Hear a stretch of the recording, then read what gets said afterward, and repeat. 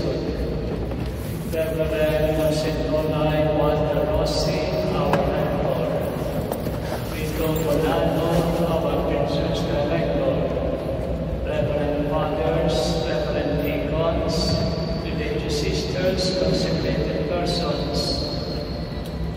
Mr. Eduardo Cormaras, President and Chairman of the Antipolo Incorporated, the members of the board, officers, and members, our dearest brothers and sisters in Christ, beloved devotees of the Head Antipolo. First and foremost, please accept my deepest gratitude and sincere appreciation for your kind invitation to preside over this Holy Mass as we commemorate your 20th annual national pilgrimage in honor of Our Lady of Peace and Good Voyage at this magnificent Basilica of the National Shrine of the Immaculate Conception. I am truly grateful for your gracious presence and active participations. Now let us lift our hearts in praise to our Lord Jesus Christ. My brothers and sisters in Christ, our life is a journey. We are merely residing in this world.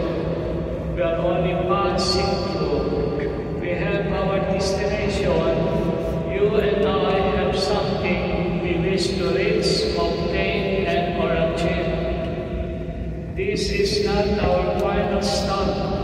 We will return to God. We came from God, and to God we shall return. As we journey on this earth towards heaven, we can say it is like the way of the cross. It is heavy, difficult, and long. Sometimes we feel troubled and anxious. Often, you and I experience need and hardship. Danger surrounds us, and we feel uneasy, feeling that we might be afflicted. But let us not be afraid. Let us not lose hope. Let us not give up. In these days of burden and trials, let us always remember the call and reminder of the Lord Jesus when He said, "Behold your mother." John chapter 19, verse 25. In light of what is happening to us, there are three things that we must do for our journey to be peaceful and good. Paz y bien. We will accomplish this and achieve victory if we find examples of our Blessed Mother, the Virgin Mary. Three actions. What are they?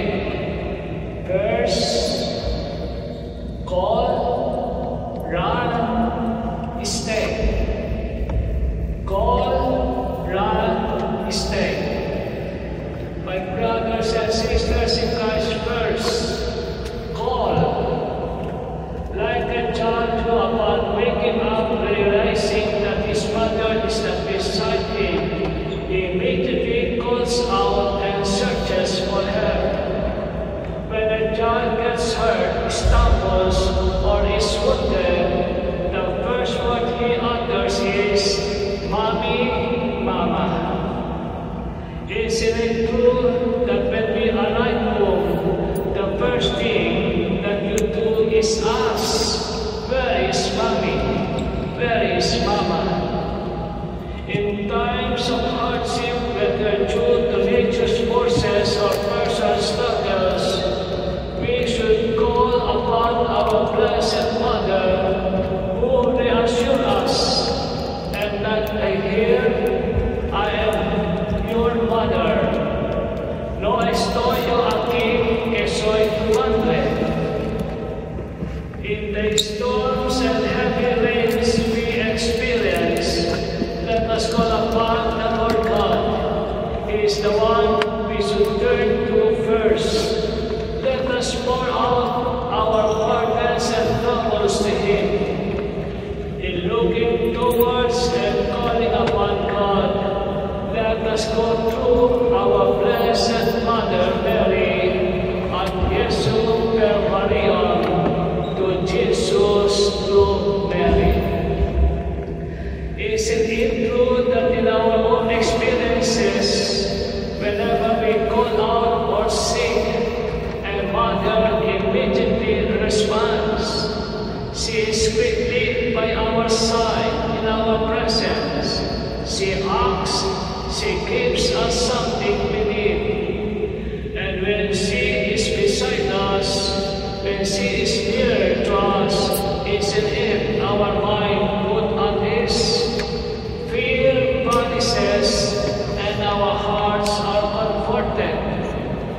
In the trials and burdens of life, let us call upon the Lord God. He is our hope, and He is the one who will help us. The Lord God is the answer to our needs, and only He can provide us with healing and relief. It is not our intelligence or our titles. It is not our duty or our wealth. It is not our fame or position. We have seen and experienced that none of these matter. None had any power against our pains and problems and pandemic. Only Lord God reigns over all. God is the answer, is the solution. He will be one to save us, and therefore let us call upon Him. My dear brothers and sisters in Christ, our Lord God is Almighty.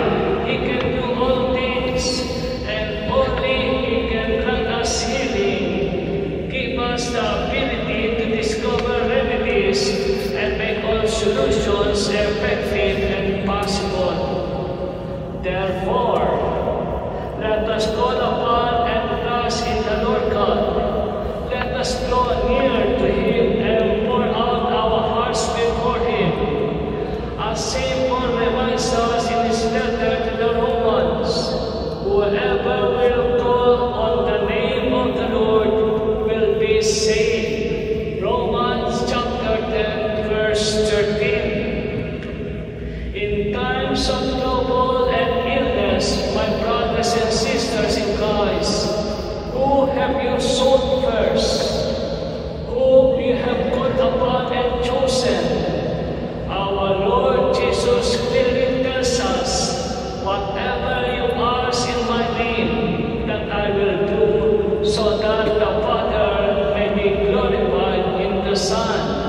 John chapter 14, verse 13. My brothers and sisters, let us call upon God. Let us call our Blessed Mother. Second, run to heaven. Run to God. Like a child who, upon hearing the voice of his mother, immediately stops whatever he's doing and runs toward her. When a mother arrives at home from work or returns, she instinctively looks for her children, and in turn, the children instinctively draw near, approach, and run to their mother.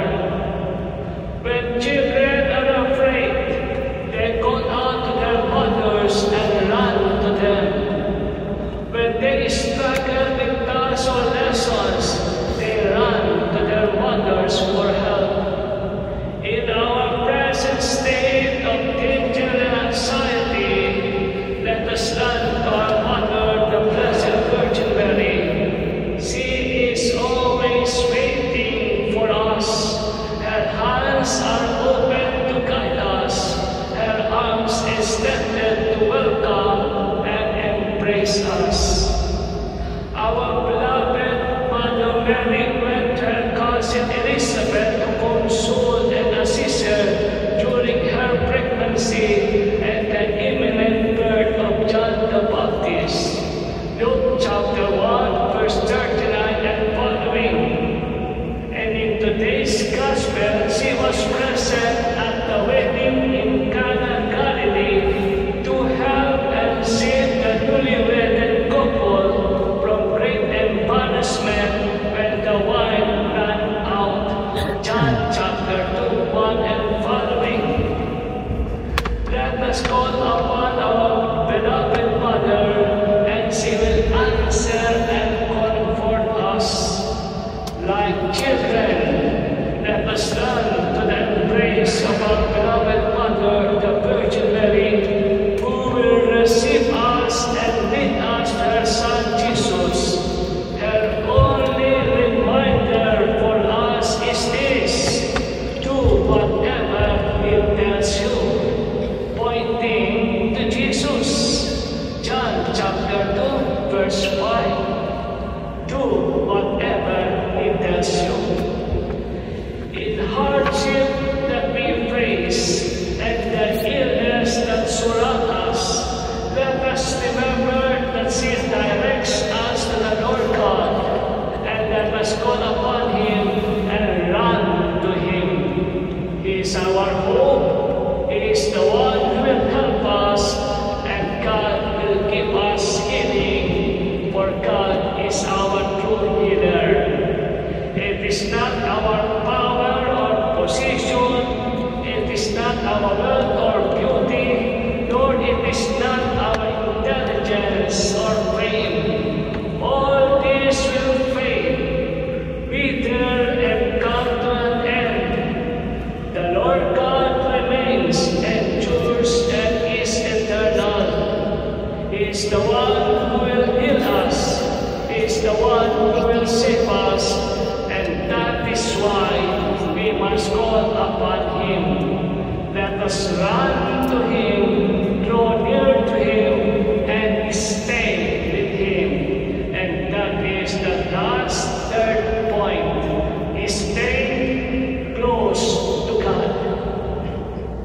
Like a child who always wants to be with her mother, constantly holding her hand and never leaving her side. When a mother is about to leave, those children instinctively chase after her, wanting to go alone. And that is what you experience, and that is what we do to our mothers, to our parents. And if they are not taken or left behind, they cry and cling tightly to their mother, asking and always crying that they should be taken, that they should be embraced by their mother. When a child stays close or remains beside her mother, they become calm and contented in whatever they are doing.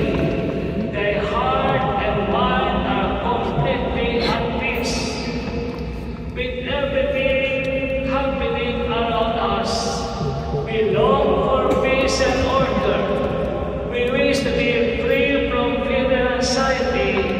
We hope for things to be well and in harmony, and therefore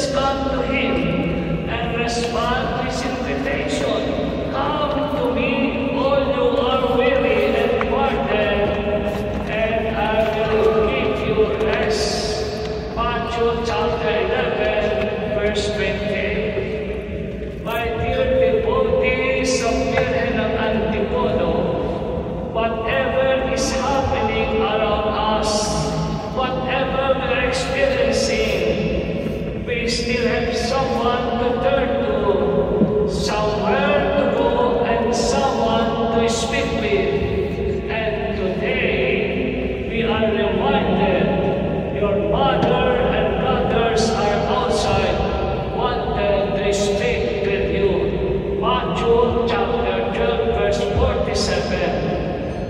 And therefore, in whatever trials and burdens you are facing now, in the storms of life, let us call upon her, run to her, and stay close to our Blessed Mother Mary. Let me end my reflections with this story about a young woman's offering. A young woman approached the priest, her face glowing with joy and enthusiasm. She greeted him warmly and had something she wished to offer, a simple, ordinary pencil.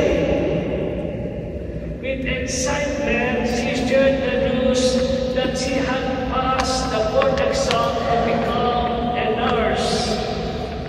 God is truly good, she said. He listens and responds. Our Blessed Mother, the Virgin of Antipolo, is so compassionate and miraculous. She had passed. She is now a registered nurse. She added, I have fulfilled my parents' dream. I did not disappoint them. God has granted me success. And she then made a request, Father, if it is possible, I would like to offer this pencil, the one that I use for my board exams, to our beloved Mother Mary, the miraculous Virgin of Antipolo. This is my way of acknowledging that everything I have is because of her. Everything that I have is because of her. I return to her all praise and gratitude and honor. It is giving back to God. You are here because of her.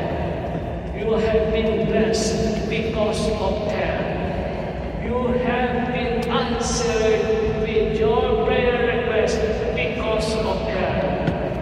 And the priest replied, thank you so much, my child.